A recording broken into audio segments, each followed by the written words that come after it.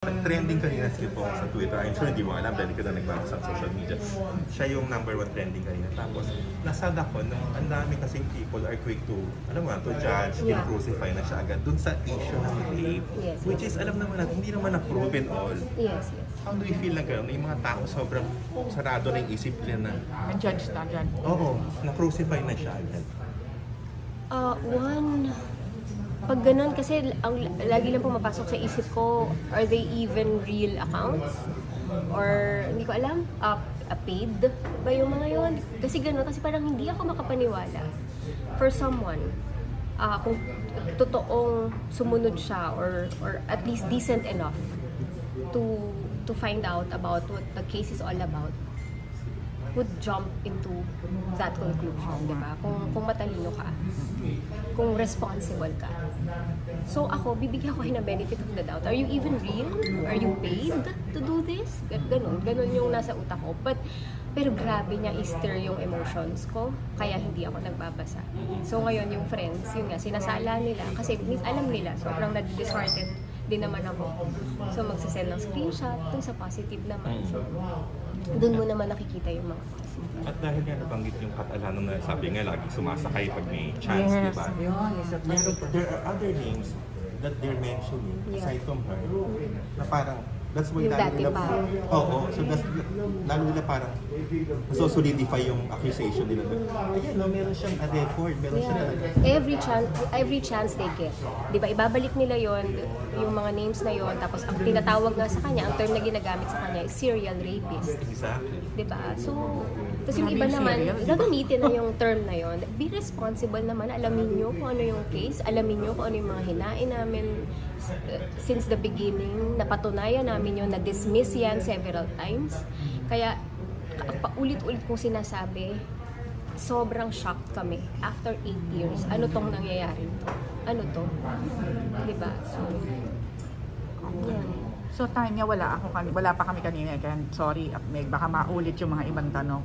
Anyway, ayun nga after 8 years, parang it shock us na biglang ganito, grabe. Do you think may tao sa likod nito, may gusto talagang magbabakay doon o magpabagsak? I'm sure mayroon. Pero yun nga, I think ang na sinabi ko kanina, wala din naman ako sa posisyon na sabihan. But of course, meron kami mga iniisip, blah blah blah, ganyan. Pero wala ako sa posisyon para sabihin yan, and baka hindi ko rin mapatunayan. So, di ba? Yun. Okay. Una, kumusta si Bong ngayon? Kailan kayo huling nagkita o nagkausap? Ikaw din, kumusta? Ikaw din, kumusta ka? Kanina dinalaw ko siya. Nagkaroon kami ng konting chance na mag-usap, ganyan. Ano siya? Hindi stable ang emotions. Sobrang happy niya kasi in-expect naman niya ako na makadalaw kasi may schedule naman. Pero yun, nung paalis na, ayun na naman, yung lungkot. Kasi kahit naman may mga kasama siya doon syempre, at magaling makisama si Bong.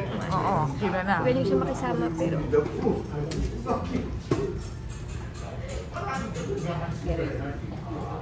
biglang papasok na naman yung mga fears.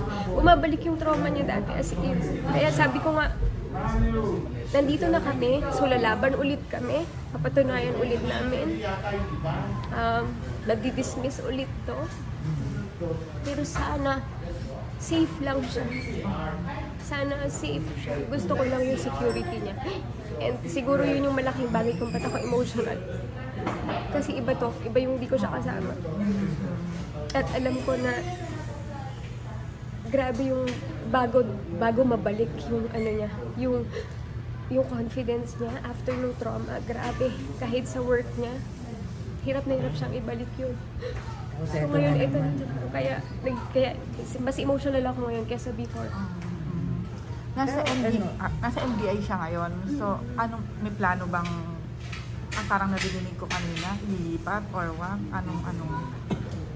Honestly ako, honestly ako, so yun yung tinatrabaho namin, yung petition for bail. Honestly ako, I think he feels safer sa NBI. Hindi ko alam. Siguro kasi nung simula pa lang, nakaano na sa amin, nakaalalay na sa amin yung sa NBI, sila yung kumuha ng statement namin before. Probably that. Pero yun. Pero so far, anong daw plano? Wala pa naman. Wala pa naman. So, ngayon, naghihintay kayo kung yung decision sa bail niya, tama ba? Yun yung... Matatagalan pa ba? Oo, so far, kumusta? Sana hindi matagal. Sana hindi matagal. So yun yung tinatrabaho ngayon ng legal team. Pero, how is this affecting your marriage? Or nakaka-affect ba? Nakaka-apekto siya na kasi yung talagang 8 years na yun yung time na sobrang bawi si Bo. Kasi sobrang bawi. Kaya alam mo yung umabot ka sa point na napatawag mo siya. Tapos kinasal kayo kasi na-realize, galit ako sa kanya. Galit ako sa kanya doon sa ginawa niya sa akin. Kasi sa akin siya may kasalanan. I didn't even know that I had the capacity to forgive him pa after that. Ang alam ko lang, nag-stay lang ako sa tabi niya nung time na bagsak siya. Hindi mo iiwan yung ganong tao. So yun lang. Pero galit ako. Dumating sa point na hindi na ako galit, napatawad ko na siya. Tapos, even more, na parang na-realize ko, mahal ko yung tao kasi mabuti siyang tao. I even married him. Masaya, bumabawi. And then this happened. So, doon siya nakaka-affect kasi sana hindi na ito dumating. Kasi ito na yung chance ko na Tuloy-tuloy na yung sana. relationship namin is so, kumbaga totoong na-rebuild na namin after that. Yung na-rebuild na namin. And stronger Bumalik na yung kami. trust mo sa Yes. kanya, lahat. Tsaka alam mo na talagang tinatama niya yung pagkakamali niya. Kasi yun yung sinabi niya. Kinonfess niya sa akin yung totoong nangyari. So, parang naudlot yung yung chance na sa isang masayang relationship dahil dito. Pero, ano naman, andyan ka pa rin for him, of course. Definitely.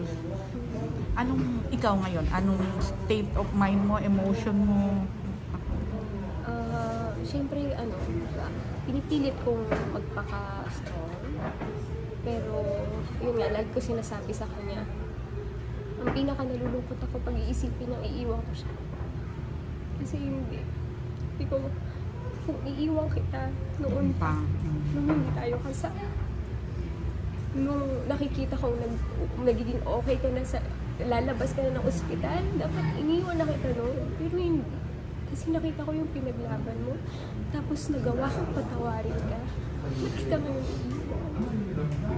So yun yung lagi niya sinasabi niya, ganun siya. Tapos lagi ko siya ina-assure. Hanggang sa pumasok siya sa loob, lagi ko siya ina-assure na yun yung wag na wag mo isipin. Ano, babalikan ko lang, kumusta kayo ni Bong? Yung day na, ayun, yung siya na yung mismo sumuko, siya na, gano'ng kahirap yun? Ano yun? Nakita ko yung hirap niya. Sobrang hinang-hina na siya, lubok na siya kasi nandun siya sa point na makakauwi ba ako. Kasi may chance nga na mukhang lalabas na. Pero ako at saka yung legal team, kailangan maging strong. So never ako nagpakita ng dun sa kanya. Hindi ako umiyak. Pero yun, pag-uwi ko sa bahay, super hagulgo. Super hagulgo, lalo na sa room namin. Anong gusto mong sabihin sa lahat ng mga tao? Bumabati ko sa kanya. Oo. Ako, yung bumabati ko sa kanya, I think, yung kagaya nung sinabi ko kanina, bago nyo i-judge, bago nyo i-adapt yung term na ginagamit sa kanya, be responsible.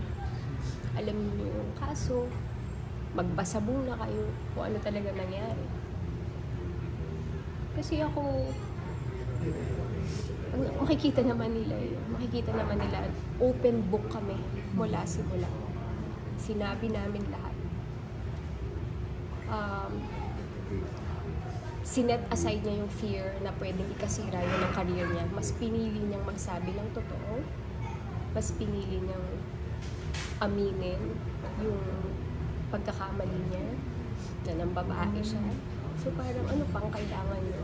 Ang kailangan lang namin ipaglaban na pag nang babae ka, hindi ka dapat binubugbog. Pinagtutulungan ng maraming lalaki na wala kang kalaban-laban. Sagutin mo yun dun sa girlfriend mo na niloko mo. Yun, mag-away kayo, iwan ka ng girlfriend mo. Pero hindi ka dapat binubugbog. Yun yung pinaglalaban namin. So yun. Okay. Pero kung may mga nambabasa, siyempre marami pa rin naman, nababasa ko rin naman yung suporta kay Bong, gano'n na lang. At the same time, yung kanyang Showtime family, Streetwise family, ano naman sasabi mo doon? Wala akong masabi. As in, dun mo talaga makikita. Ano sila? Constant. Even before, solid na suporta kay Bong. Dun ko nakikita talaga si Bong kung gaano siya pumili ng kaibigan. Yung mga totoong tao ang talagang gusto niyang nakapalibot sa kanya. Ito yung mga sa ganitong pagkakataon, sa ganitong sitwasyon, nandyan sila. Kaya wala akong masabi. Sila Vice, tumawag ba siya sa'yo? Ng personal? Nagme-message, super mga prayers, ganyan din. Kasi syempre minsan di mo na alam yung comforting words eh. Pero minsan meron kang magsisend sila daily prayer, alam mo yun. Pero minsan, mahihit ka kasi yung pala yung kailangan mo marinig or mabasa ng mga oras na yun. Ganon. Mga anak ni Bong, kumusta naman? Meron kayong communication? Mga anak? Kasama ko sila. Kasama ko sila.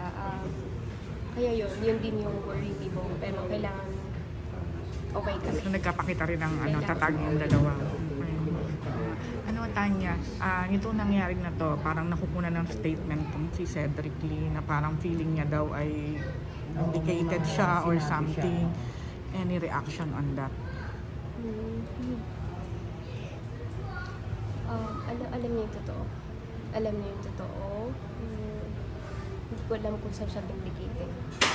Hindi ko alam kung ano yung sinasabi niyang vindicated siya. Pero alam niya yung totoo. Pero si Bong nakahandang harapin ulit kung wala umpisa ng kasong to. Dito na ko. So, there's no other way but to face it. Sana lang safe siya sa kinatatayuan niya. Ganun lang lagi. So, yun lang yung greatest fear ko at lalo na siya. Ano message mo kay Bong? Meron ka bang parang pampalakas ng loob niyo? Si Bong lagi ko sinasabi sa kanya. And siguro yun lang din ang bibigay kong emphasis ngayon. Na hindi niya dapat iisipin kahit sandali na naiiwan ko siya. Lalo na sa ganito. Pag siguro kasi talagang nandun ka sa pinakalugmok ng buhay mo, diba?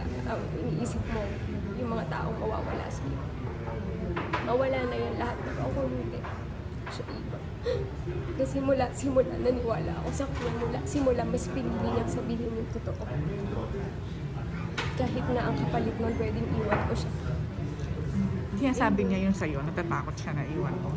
Lagi. Even, lalo na nung bago kami maghiwalay, nung madedetain na siya, yun yung buhos ng emosyon niya. Sabi niya, don't leave me. Don't iwan. So, nagulat ako. Kaya doon ko siya, niyakap ko siya, sabi ko, wag mo isipin niya. Natatakot na siya. Sabi niyo po, napatawad na raw niya si Denise. So, ba, ganun din ako?